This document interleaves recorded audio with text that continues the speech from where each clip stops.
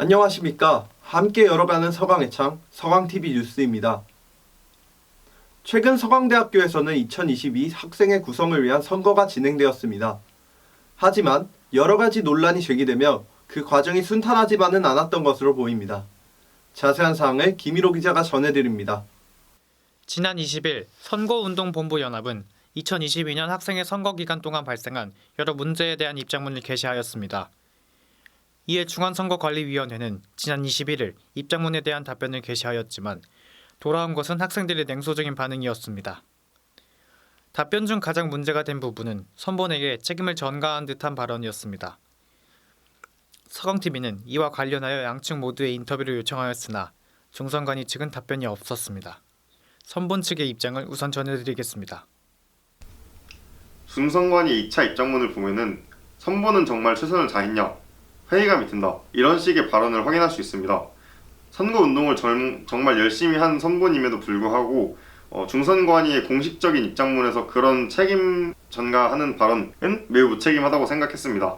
그리고 이러한 발언 때문에 많은 후보자분들께서 마음 아파했고 그리고 중선관위에 분노했습니다. 선본 측은 중선관위의 소통과 홍보 방식에도 문제가 있다고 지적했습니다. 선거를 관리하고 학생들의 참여 독려를 위해 최선을 다해야 하는 중선관위가 그 임무를 다하지 않았다는 것입니다. 규칙 확정회의 그리고 후보자 정책 간담회 등 중요한 일정임에도 불구하고 공지가 지체되거나 누락되었습니다. 당일 몇 시간 전에 공지하는 것이 상식선에서 정상적이라고는 생각이 들진 않습니다. 심지어 저는 공식적으로 등록이 된 입후보임에도 불구하고 학과 공지방에 올라온 내용을 보고 처음 알았습니다. 선관위 측에 따로 문의하여 재차 확인을 받는 과정이 과연 일반적인가? 라는 질문을 하고 싶습니다.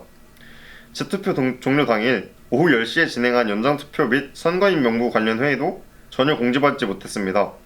다른 후보님에게 여쭤봐서 겨우 참석할 수 있었습니다.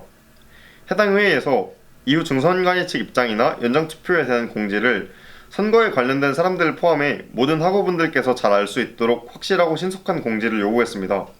이때 알겠다는 답변은 들었지만 다음날 전혀 그러지 않는 모습을 보고 큰 실망을 했습니다. 중선관위의 공식 페이스북 페이지는 사람들이 잘 확인하지 않습니다. 하지만 꼭 전달되어야 할 연장투표 및 선거인 명부 수정 관련 공지는 페이스북 페이지만 올라왔습니다. 저희과 같은 경우는 해당 내용이 카카오톡 공지방에 전혀 올라오지 않았고 중선관위 측 입장을 대변할 수 있는 사과문만 선택적으로 공유했습니다. 이 점에서 중선관위의 소통 능력에 크게 실망했습니다.